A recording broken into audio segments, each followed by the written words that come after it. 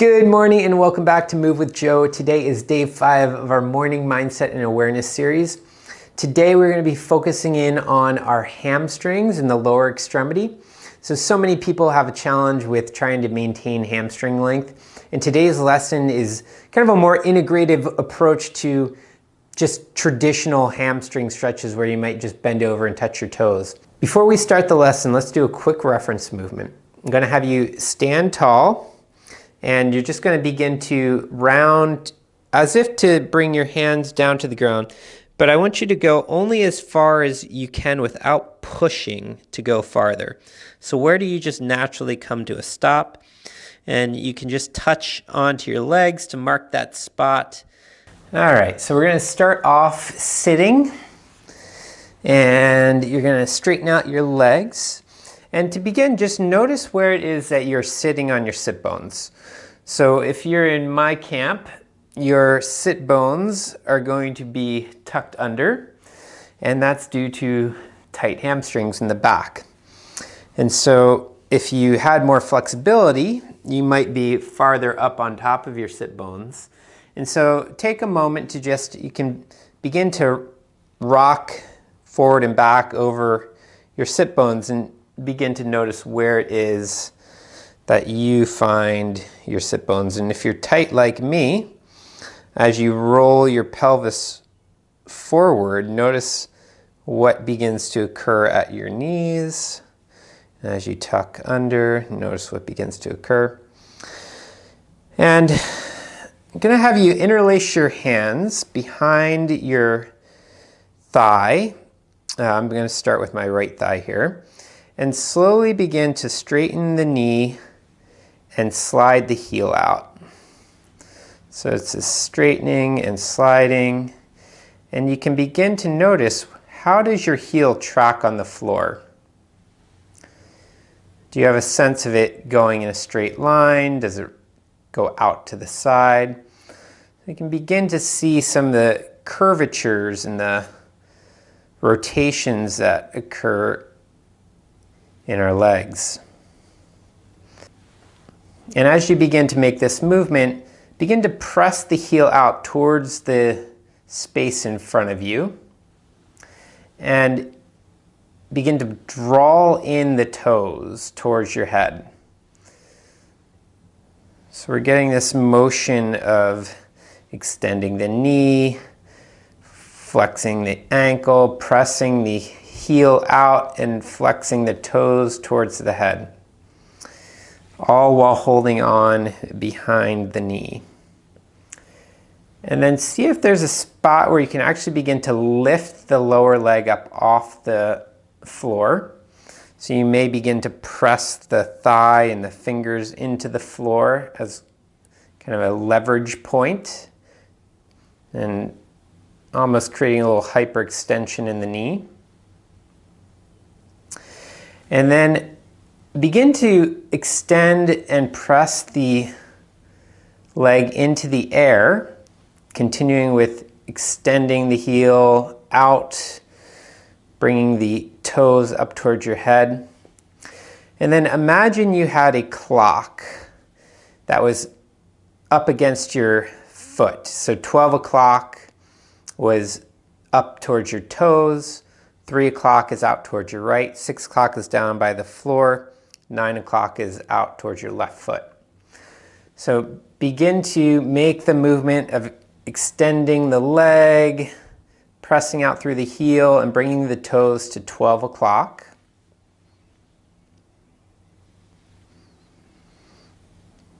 And then begin to take your toes between 11 o'clock, that would be just to the left, and 1 o'clock just to the right.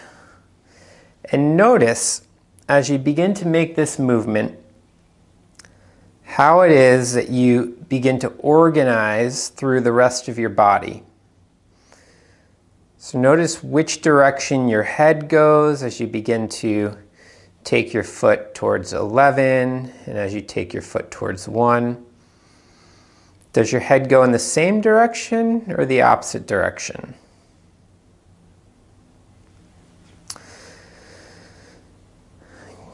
Great. Leave that and rest for a moment.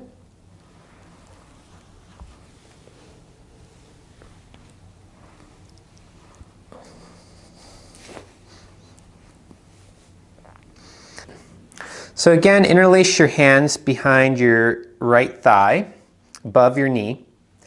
And this time begin to take your foot towards 10 o'clock and 2 o'clock. So we begin to increase the rotation through the leg, and the toes go out to 2 o'clock and 10 o'clock.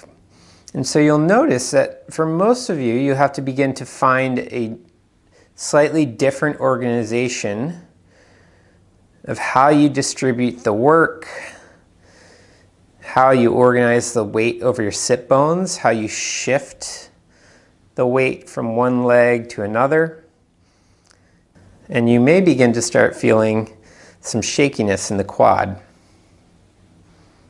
All right, let that relax.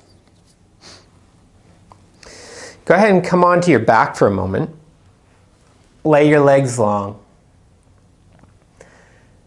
And just notice the sensation between your right hamstring and your left hamstring. That's the back of your thigh, right where your hands were just touching. And can you sense the difference between the right and the left hamstring? You still feel the imprints of the hands on your right, the sense of lengthening and contracting the hamstring that we were just doing. All right, so come on back up to sitting.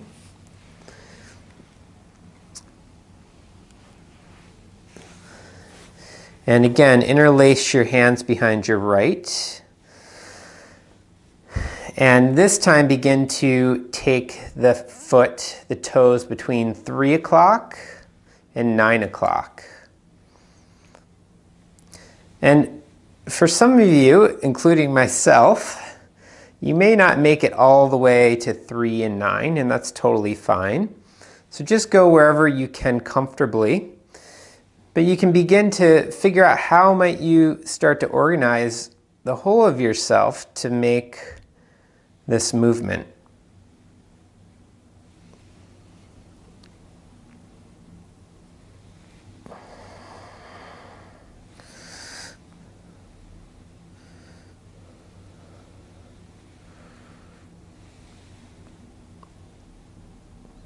How do you roll over your sit bones?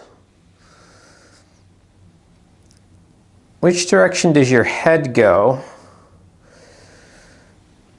Can you begin to sense when your spine gets short and when you begin to lengthen?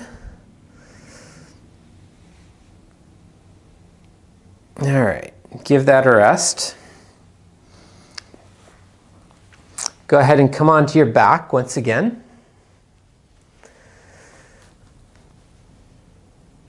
And this time, bend both of your knees. Interlace your hands behind your right knee. And begin to straighten the right leg up towards the ceiling. And so again, you're pressing out through your heel and you're flexing your toes towards your head. Now in this position, imagine that the clock is now on the wall. And again, you can start, so 12 o'clock is up by your toes.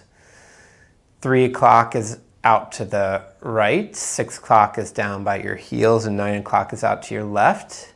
So begin to take the toes between 11 and 1. So you're taking the toes between 11 and 1. And notice how just changing the orientation of the movement and a little bit in terms of how the pelvis is aligned, how the movement has changed. All right, good. Give that a rest. And you can begin to explore with the left leg.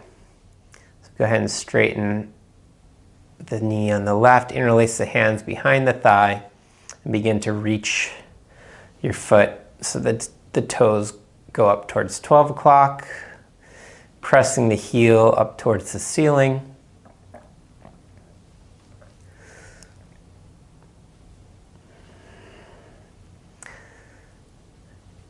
And now begin to take the foot between 11 and 1.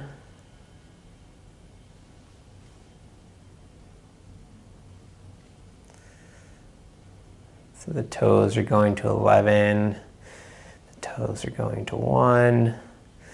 And how is it that you begin to make this movement? What part of you is involved with rotating to get the foot to move between those two numbers?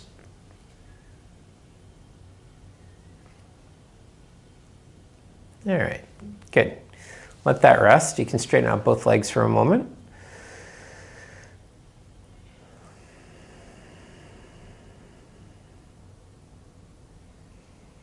All right, go ahead and stand both feet. This time, interlace your hands behind the right leg and begin to extend the heel up towards the ceiling. And this time, remember 12 is by your toes, 6 is down past your heels. Begin to take your heel between 5 o'clock and 7 o'clock. So you begin to turn the heel from 5 to 7.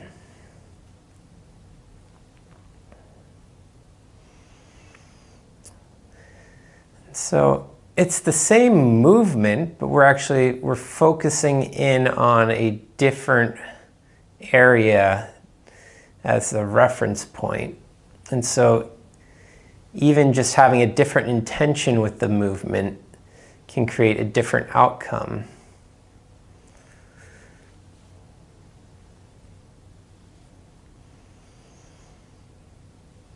And if you're like me, somebody who's got tight hamstrings, your quad in the front may start to get a little shaky.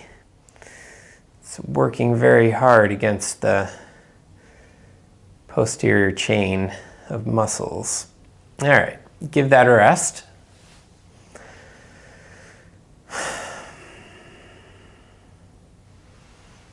And go ahead and straighten out the legs for a moment. You can let the hands come down. And you can begin to sense the quality of the left and the right thigh, the back of the thigh and the hamstrings. You have a sense of some softening that is occurring there, a little less tone than there was when you first laid down. Okay, go ahead and bend your knees, stand your feet. And once again with the right, begin to go between 4 o'clock and 8 o'clock.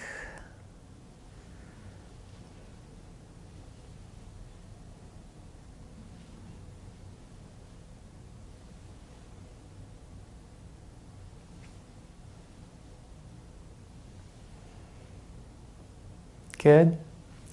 Let that rest. Interlace your hands behind your left leg.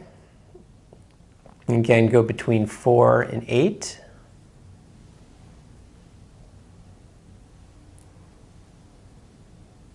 With the heel, 4 o'clock and 8 o'clock.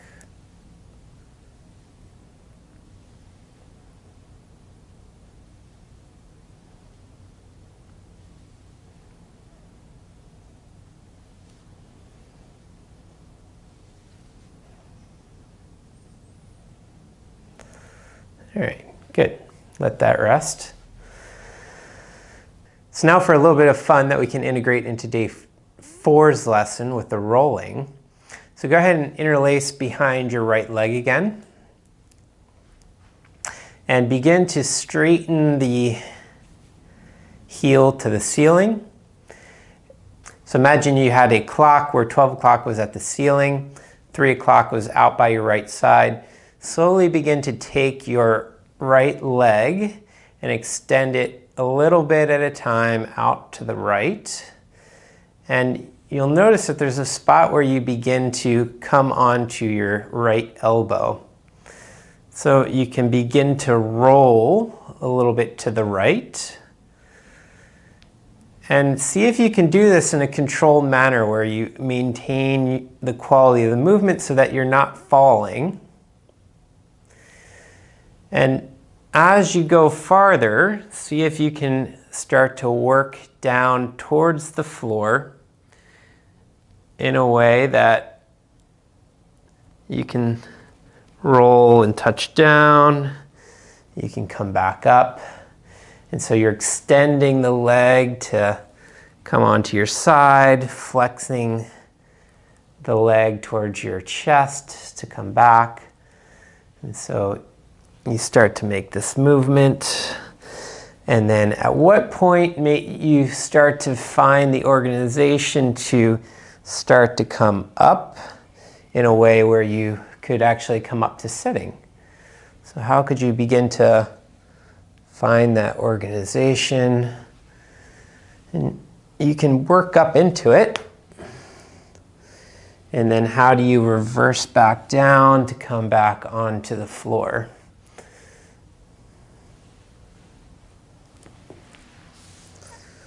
And then roll back down onto your back.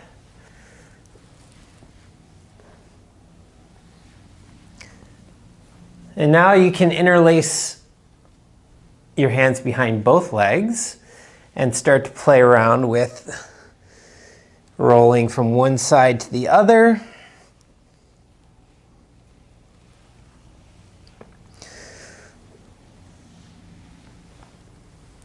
And you could even go all the way around in a circle.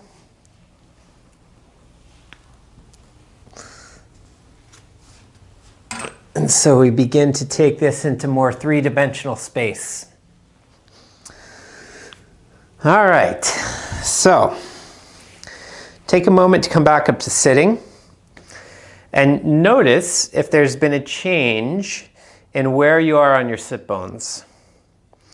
And for me, I immediately notice that I'm more on top of them. Still have a long way to go in terms of getting to a deeper range in my hips. But for those people that have a lot of hamstring mobility, as you fold forward, can you sense that as you go forward, there's a lengthening of the sit bones back?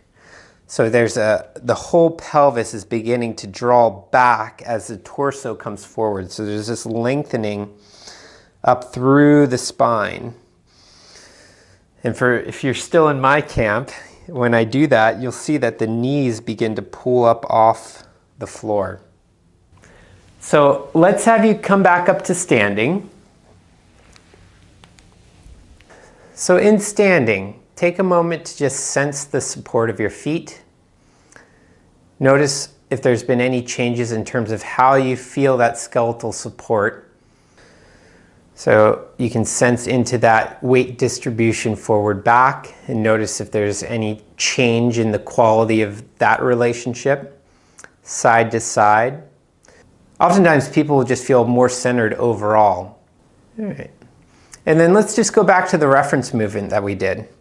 So standing, begin to roll forward and down and just see where your hands, your fingertips get to without any effort or strain.